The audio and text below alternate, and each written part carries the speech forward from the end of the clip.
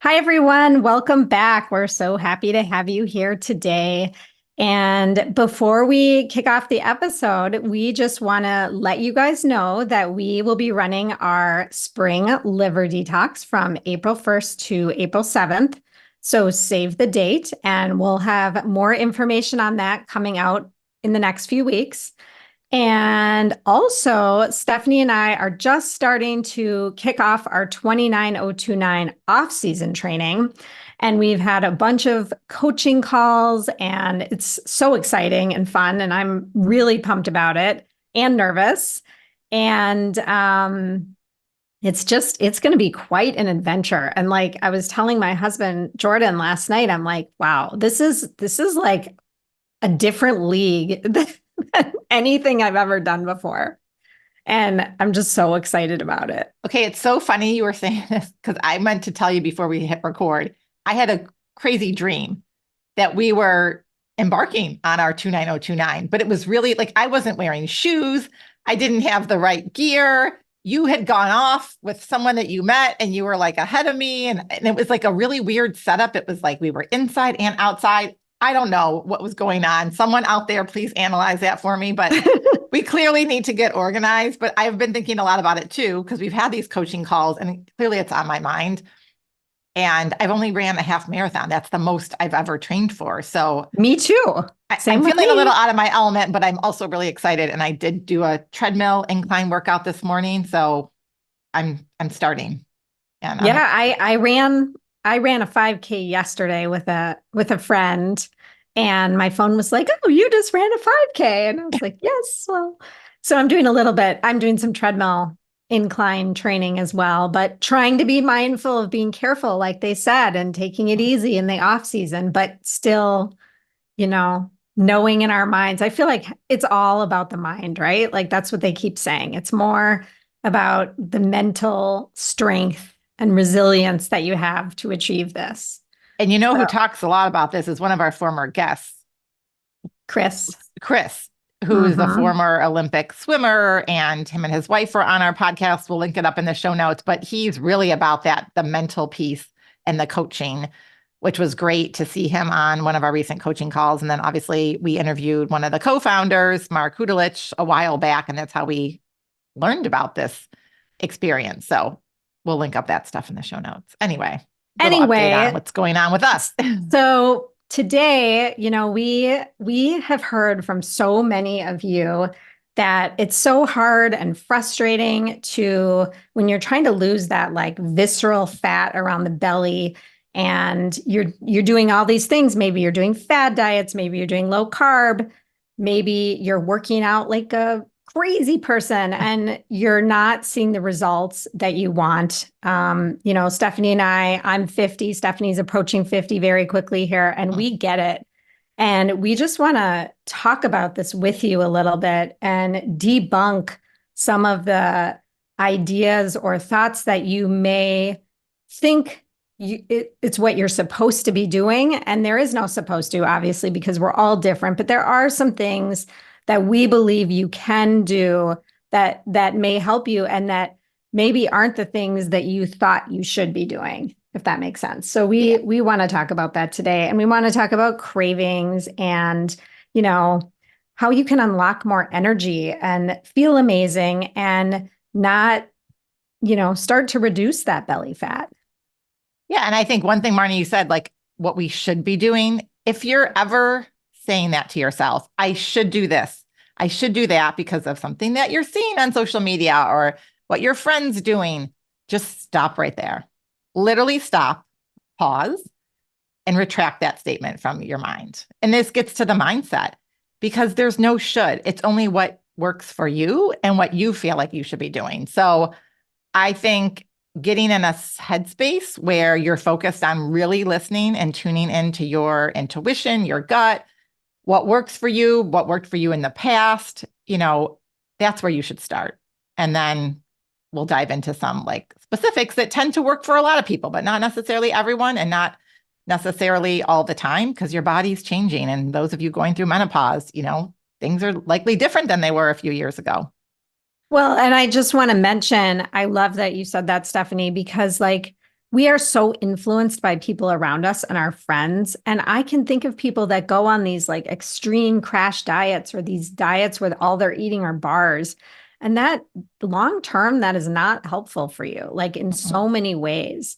And so we really want you to, like Stephanie said, tune into your gut and focus on the long term and making the changes that will really work for your body.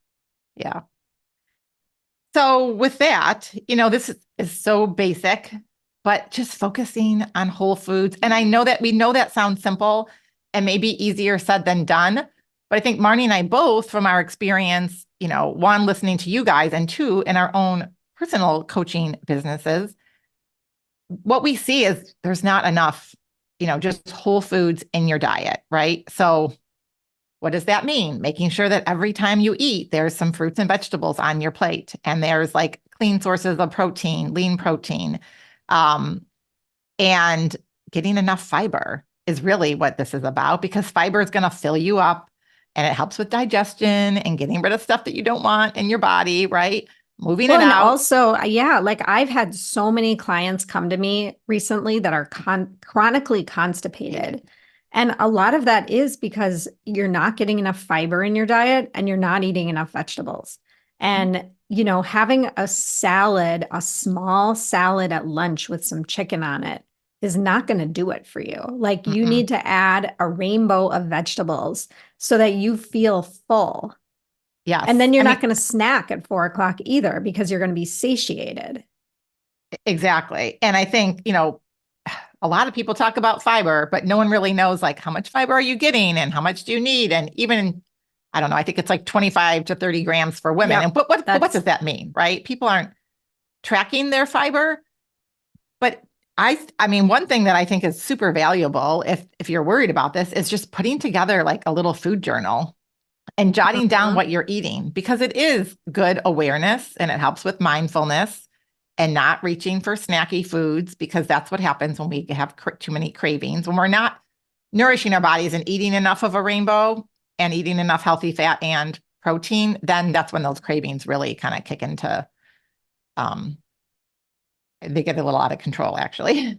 And I will say in reference to the food journal, I don't think Stephanie and I are big proponents of like tracking, but Yeah. I will say that I have gone through experiments in my own life where I will track and weigh how much I'm eating just so I have a sense for what 30 grams of fiber is or Yes. what, 50 grams of protein or whatever it is I'm trying to achieve, just because who has an idea of that in their head? Like the only Mhm. way you're going to understand those numbers is if you do track it. Now, do I track every day for the rest of my life? No. I'm tracking for knowledge and then I just know how to eyeball it, right? And Right. and most importantly, I'm eating until I feel full. I'm not, eating for numbers. Those are No, guidelines, but then you have to exactly. tune into your own body and do what works for you. And that's what we say when we do the detox. We don't have people measuring out cups and ounces or grams or anything like that.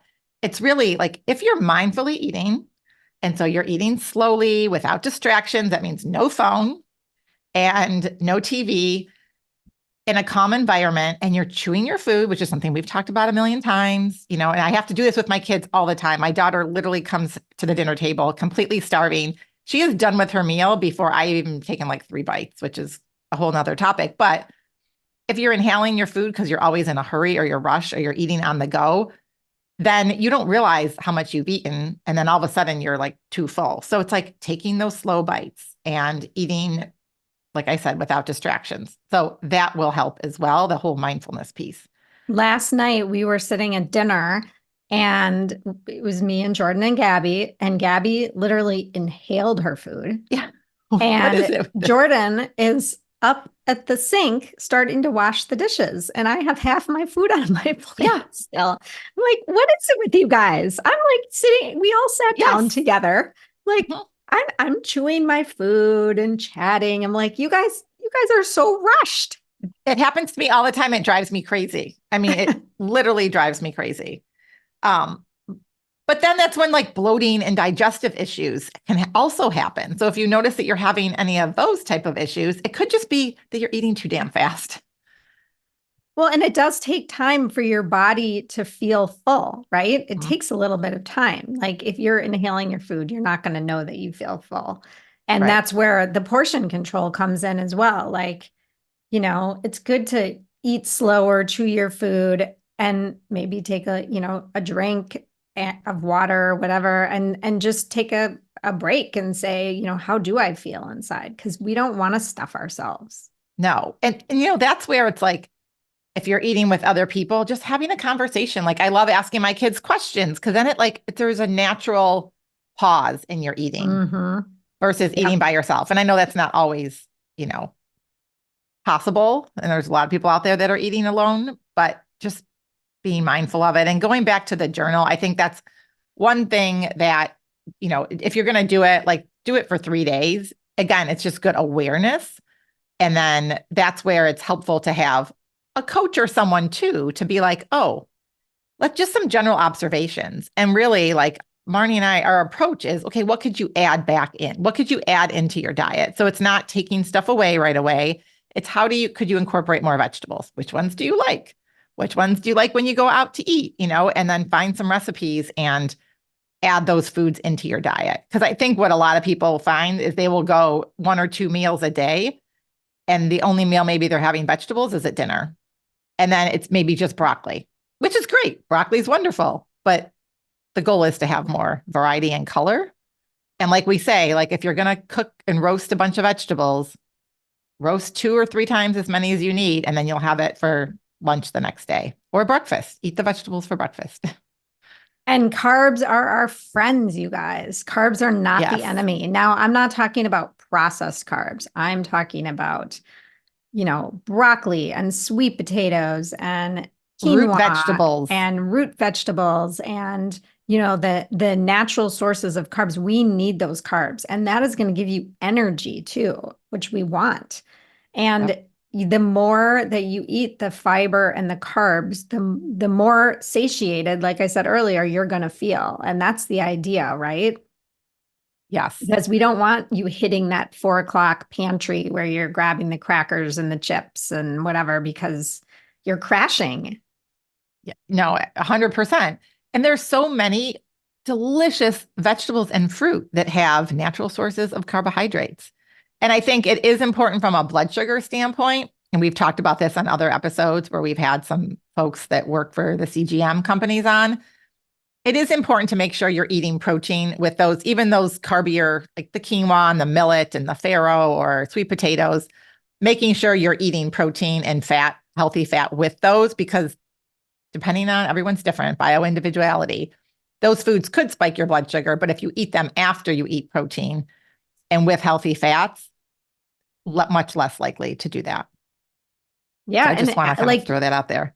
totally. Like an example would be an apple, which has a lot of fiber in it. It's a Yep. fruit. It's definitely, carb. Then you maybe put a little almond butter, not Mhm. sugared up almond butter, but just like Right. plain almond butter on your apple or with your apple. And that's actually a really good snack. Yes. It's funny. I haven't lately. I've been really craving apples or like a little cutie, and I eat it like after my lunch. So I've had, lots of vegetables and protein and fat, and then I'll have a little bit of that after. And it like satisfies any sort of sweet craving that I have because these foods are just naturally sweet and delicious. Um, so yes, pairing it with the almond butter is great, or having it after a meal where you've already had some protein and fat is also another option. And I think too, Marnie, like just portions, Yep. and are you eating enough or are you eating too much because you're mindlessly eating in front of the TV or scrolling on your phone? I have a lot of women clients, they'll do, maybe they're doing the great smoothie for breakfast. And then at lunch, it goes south because at lunch, they're eating a small salad. It's just, there's not enough protein on the salad and there's not enough fiber and vegetables. And then that's when that cycle starts where at 4 o'clock, you're starving. You're starving by dinner time and maybe you've snacked and whatever. So lunch lunch is important, and lunch could Yeah. potentially be your biggest meal of the day. I know that's probably a hard meal to make your biggest meal of the day, and it's not necessary, but it could be. Well, it could be. And think of how many cultures that is their biggest meal of the day. Mm-hmm. And some of those cultures and countries are the ones that people are living a long time. Yep. Because you have much more time to digest your food. So, if you know you're going to have to eat dinner later at night because that's what your schedule dictates, then for sure make your bigger meal, you know, early afternoon sometime so that you have more time to digest your food because you don't want to be going to bed, ideally within a 3-hour window from eating. Um, And think about your meal times. Like put some thought into that so that you do have a plan and you are eating on somewhat of a schedule. Now, obviously on weekends and there's, you have yeah. kids and sports and whatever, things come up. But if you can consistently, you know, eat your breakfast at a similar time and eat your lunch at a similar time and maybe dinner changes a little bit, but you know kind of what your schedule is and your meal times, that's going to help you. 100%. And, I think just going back to the portions, I see a lot of women who are busy because they're working and their lunches are super light and they're almost more like snacks. And so maybe they'll have some yogurt, maybe they'll have some cheese and some turkey, and maybe there's some carrots in there or hummus, but it's very light on fiber. And then they get to the end of the day and they're starving. So again, prioritize that lunch and prioritize your protein.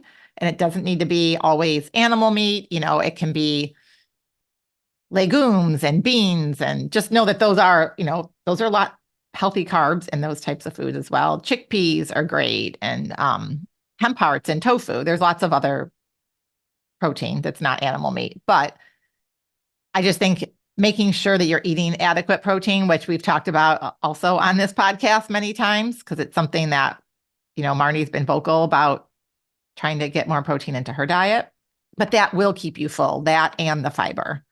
And I think just a quick test, notice how long you can go in between meals before you get hungry. And I don't mean like raging, like hangry, because that's beyond when you're hungry, right? But if you're hungry 2 hours after your meal, then there's something about that meal that wasn't complete, right? So maybe there wasn't enough protein or not enough fiber or not enough healthy fat. So maybe that's just another little test that you could do, because ideally you should be able to go at least 3 to 4 hours. 3 to 4. Yeah. And sometimes maybe more, maybe it's more. Um, so that's just a good benchmark to consider. And listen to your hunger cues. Like the most important thing we can do for ourselves is tuning into our own bodies. Not paying attention to when your neighbor is hungry, but when are you hungry, or your don't, if your spouse is hungry at a different time, like you guys are different. Yeah. Maybe your physical fitness level and your physical activity is different. So really eat for yourself and until you feel satisfied. We are not part of the clean plate club. Like I grew up with my parents telling me I had to clean my plate, Mm-hmm. and I never cleaned my plate. I used to feed it to the dog under the table when they weren't looking, because my body knew that Right. I couldn't eat all that food. And, it's really, even thinking about your kids, like, I just don't think it's a good idea to force your kids to finish their food. No, because Kids it's, innately know when they are done eating. So let well, them tell you they're done eating. because what you're teaching them is to disconnect from their body, basically. Right. And that goes against intuitive eating. Um, And and I think, oh, go I was ahead. just going to say, I also think that it's really important to tune into if you're emotionally eating. I mean, I fall into this for sure. Like if there's something happening in the world that's upsetting me, I just want a piece of chocolate. Like that is 100% emotionally eating. And I have to say to myself, okay, is this really how you want to handle this? Maybe I should call a friend or call someone I can talk to about it or take a walk or whatever, because I don't want to tie my feelings to food. And Right. that's hard because I feel like we have all grown up, like even birthdays, right? Like when I think of my birthday, I'm like, oh, I want a fun cake, Yeah. like, or like it's just our entire mentality, I feel like, is very tied to desserts and foods and emotions, especially women, right? And I see it with kids. You see it at events where kids have to be given treats all the time if they do something well. Like that is your, for better or worse, and I've done it many times, but you are tying like performance or a good grade in school or whatever it is to food. That's emotionally eating, Yeah. So we won't get on that tangent. I think the other thing too, when it comes to like feeling your hunger or listening to your body is fasting. Because I know a lot of people out there doing intermittent fasting, time restricted eating, whatever you want to call it, which is great. There's a lot out on there, autophagy and cleaning up the damaged cells and all that. But if you're going to extreme and you are starving and you are like, I can't eat until 11 o'clock because that's my 15-hour window or whatever it is, and you are starving and you worked out in the morning and it's been 4 or 5 hours since you've been awake, I mean, by all means, just eat. Eat the damn food, whatever it is you want, and make sure that you've, like Marnie said, are prepared and have something, good to eat. But pushing yourself, especially for women that are still menstruating, like you're on a cycle. You shouldn't be fasting every single day, 28, 30 days, out of your cycle, because it will vary based on where you are. I'll just leave it at that for now. So again, it just gets back to tuning into your body. And I just think a lot of women out there are fixated on doing something that they see others doing, and men and maybe their husbands, and it's not going to work for everyone. Well, and Nobody's health all the time. right. And I do see a lot of women that are like you said, they're like trying to challenge themselves to just go further and Yeah, further. And it's like, this is not a challenge. right. This is not a challenge. This is just intermittent fasting. And it really does depend on what you are doing and what kind of exercise you're doing and, how you're eating in whatever window you're eating in. And like I mentioned to Stephanie actually before this call, I'm like, oftentimes I won't make my morning smoothie until like 10:30, but this morning I did a hard workout and I'm starving. And I'm like, right after this call, I have to go make my smoothie because Yep. my body is telling me that I need to eat. Yes. And I'm okay with that. Like, I don't need to have a long fasting window every single day. Mm-mm. No. And 12 hours is great. Anything beyond 12. And there's other reasons to do longer fasts, but we're not talking about that right now. We're just saying on a daily basis. Um, you Another know, thing I was just going to say that you can yeah. incorporate into your food, and that's really important, are healthy fats. We haven't even mentioned fats. Mm-mm.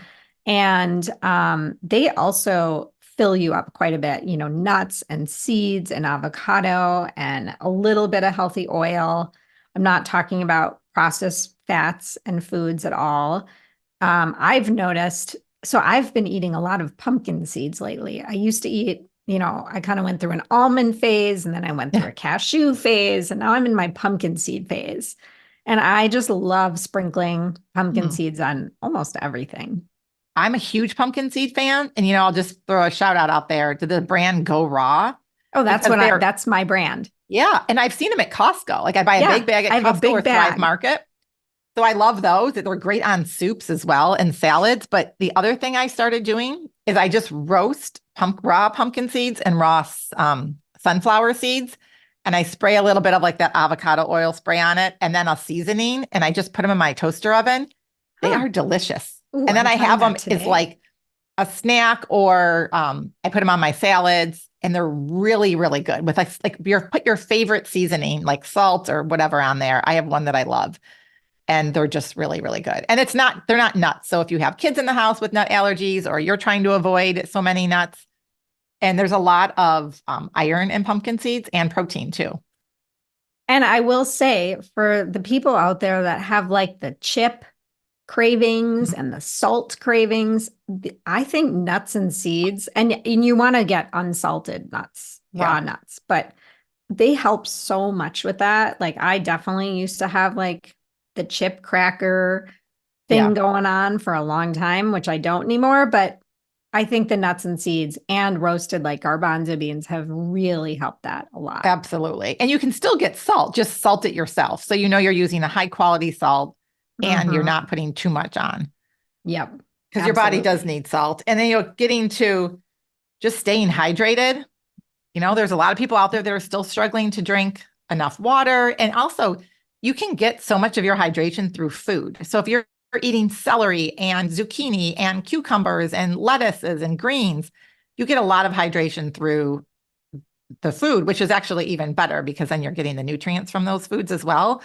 But one thing we talk about, in our detox too, is making sure you're getting enough trace minerals, especially if you're hopefully using like some sort of filtered water in your house. It's adding back high quality, like Celtic sea salt or Himalayan sea salt, and then adding some citrus, so lime juice, lemon juice in there, and doing that a couple times a day. And then there's also some really good high quality electrolytes. We really like Redmond's, the Relight brand. And those are great because you can also bring them on the go with you. There's little packets. So making sure that you're staying hydrated and truly hydrated is also very important. And it will help with that hunger. So, it's first thing in the morning, if you feel like, oh my gosh, I'm hungry and it's 7 a.m., have you drunk any water yet? Or did you go right to coffee? Like drink a big glass of water with the salt and the lime juice or lemon juice, and then wait a little bit and see if you're still hungry. And I bet 9 times out of 10, that hunger goes away. Well, and it's interesting because Stephanie, you've been doing the salt thing in your water for a pretty long time. And I always think about it, but I never was doing it. And I started doing it with my Keons, which we've talked about on a lot of shows, the amino acids, and I add, the Celtic salt into my Keons. But I actually have noticed a difference in I feel like it's my energy levels, adding that little bit of salt in. Hmm. And at first I was like, this is kind of gross. Like I didn't necessarily love it. It's a little Yeah. salty. Yeah. Obviously, it's salt. Right. But now I like actually like it. And Hmm. it's just so interesting how your body adapts and how I do think it helps curb cravings actually because our bodies are craving because they need something. They feel like they're missing something. And so in my mind, I'm thinking, okay, well, adding this salt to my water is adding back those minerals that clearly my body Hmm. was lacking. And it is this cycle where like I don't have a whole lot of cravings.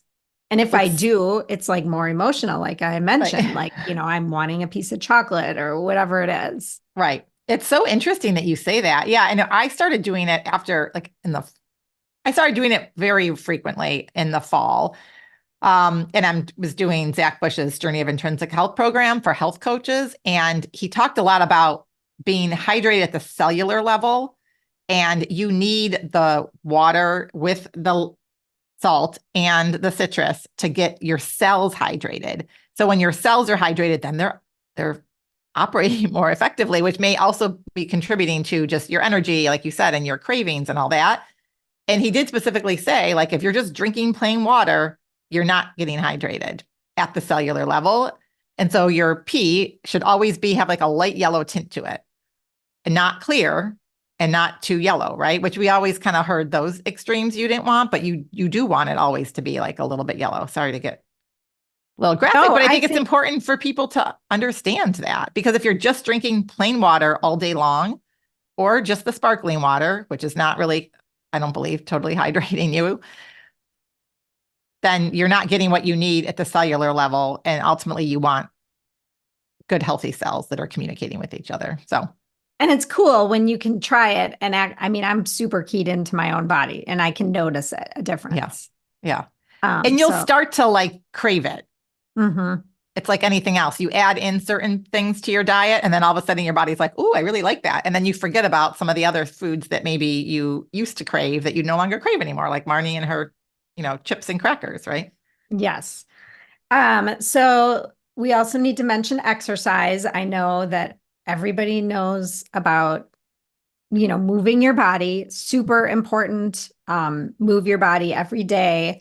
It doesn't need to be, intense cardio on a daily basis. Mhm. You have to really figure out what works for you. Strength training is super important. Walking is amazing. And we're gonna actually do a whole episode on this Episode, yeah. because there's so much to talk about with movement and maintaining, lean muscle mass as we age is so important.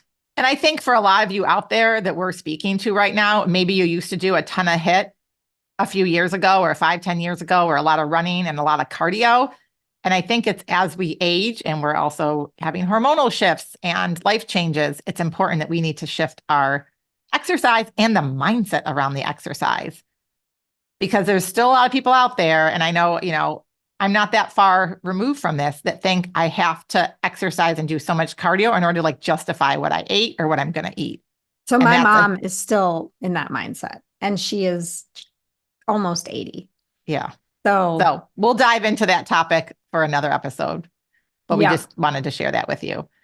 And, one of the great ways that you can help with the cravings and getting more fiber and eating more whole foods and reducing those cravings, especially, is to join our upcoming 7-day liver detox, because that is truly an amazing reset. And it's only 7 days, and we always have a wonderful community, and we're going to kick it off on April 1st. So head on over to our show notes and click the link to sign up. Bring a friend or a family member with you. We would love to get to know and connect with you guys off air.